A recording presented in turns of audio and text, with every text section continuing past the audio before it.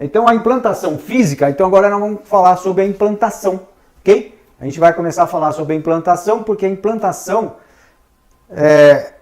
claro, é a hora que vai acontecer o loteamento. Até então nós estamos aí na viabilidade, no estudo, nos projetos, né, nos órgãos, no registro, documentalmente, agora ele já existe. Então agora a gente vai executar. Ele existe, mas existe essa pendência da execução, ok? Que é aquilo que eu falei, que tem um cronograma que você depois tem que respeitar, porque se você não respeitar, você tem aquelas cauções que que você vai ter que, né, ceder, por exemplo, à prefeitura para que seja feita, então, essas execuções de obras de infraestrutura.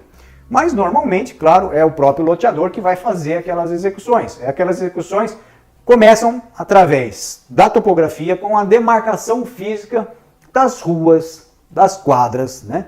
Então, dos lotes, áreas verdes, institucionais. Então, você começa a demarcar com os marcos, tá? Tem alguns marcos provisórios aí, porque, na verdade, quando a gente demarca, por exemplo, as guias, a gente demarca antes de fazê-las, depois que a gente faz, a gente acaba tirando aquele marco. Então, aquele marco é um provisório para serem feitas as guias. Então, a gente usa um marco de madeira. E existem os marcos definitivos, que são, por exemplo, a demarcação dos lotes, que são...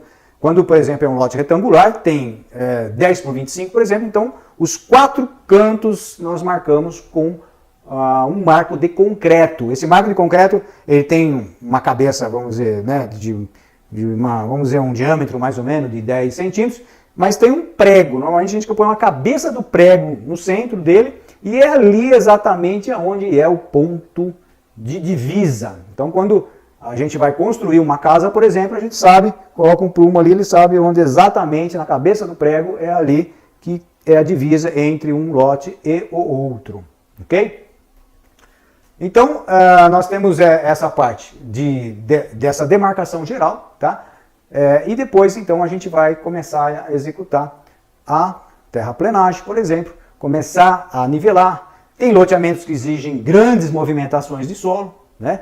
Que tem, por exemplo, grandes cortes, outros têm grandes aterros, que precisam ser muito bem compactados, tá? Então, normalmente, a gente já procura colocar no nível dos nossos projetos aprovados, né? Por exemplo, nós temos projetos do urbanístico, nós temos a rua e nós temos o corte dessa rua com a inclinação, por exemplo, se essa rua ela sobe, se ela desce, qual é a porcentagem. Então, tudo isso a gente deixa nesse nível, porque nós vamos começar a escavação de água, esgoto e drenagem.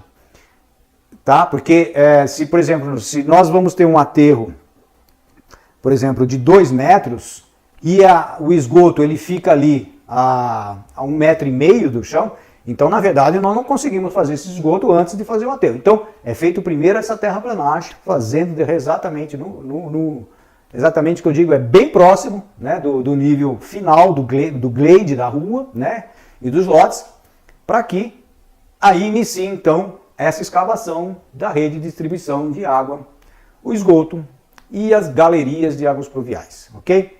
Então tudo isso é feito, de primeiro a gente faz esse tipo de coisa, depois das demarcações e tudo, colocar então a rede de galeria, a gente faz depois. Vamos dizer assim, nós fazemos a galeria, que é a drenagem, com aqueles tubos de concreto, né? Que no dimensionamento ele pode dar 40 centímetros, 60, 80, 1 metro, isso dependendo da bacia, dependendo do cálculo que é feito durante o projeto. É interessante falar que o projeto ele tem o desenho, tem o memorial descritivo e tem o memorial de cálculo também, né? Talvez eu esqueci de falar isso, mas tem um memorial de cálculo que é justamente para demonstrar que aquela tubulação, de repente, ela tem 80 centímetros por causa, né, da bacia, de tudo aquilo que ela vai carregar ali, e por isso houve a necessidade de ter 80 centímetros. Mesma coisa acontece com águas potáveis e também de esgoto. Então, feito isso, a gente já começa a fazer guias, né? Aí já dá para fazer as guias, colocar as bocas de lobo, que dá drenagem, a gente às vezes coloca mais ou menos junto com a guia, porque a boca de lobo ela tem que estar bem definido a guia, para que a guia não faça nenhum caminho, né, tortuoso. Então a gente coloca a guia, boca de lobo, isso deixando as guias naquela retidão perfeita, e também em seguida, depois feitas as guias, nós fazemos a rede elétrica, tá? E a pavimentação. A rede elétrica não só é a rede que vai abastecer toda a eletricidade do loteamento, mas também vai colocar a iluminação pública do loteamento, ok? Então, a rede elétrica é fundamental.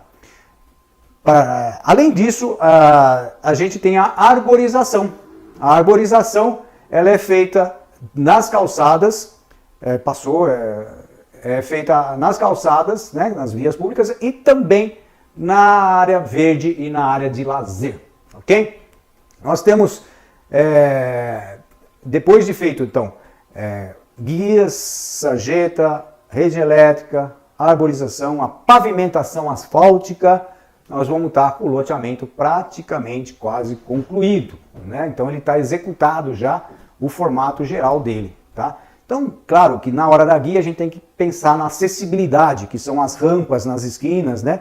Para que um cadeirante possa usar, tá? E também no sistema de trânsito, que precisa ter a adequação no sentido de colocar, por exemplo, aonde o pedestre, né? Ele vai cruzar a rua, né, onde tem a faixa, né, de pedestre, e também as sinalizações, são as placas, né, o pare, por exemplo.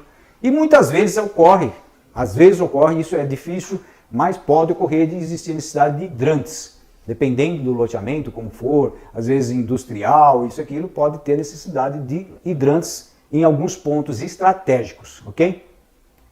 Então tá bom. Então essa obediência dessas normas é fundamental, porque nós vamos estar atendendo as normas brasileiras, né, da Associação Brasileira de Normas Técnicas, fazendo com que não haja problema nenhum no sentido de a nossa responsabilidade técnica, nós que fazemos o projeto, nós que assinamos esse projeto, e nós temos a responsabilidade por esse projeto, e tudo, né, se ocorrer algum problema, você estando dentro da norma, é um problema que, vamos dizer assim, não vai te atingir.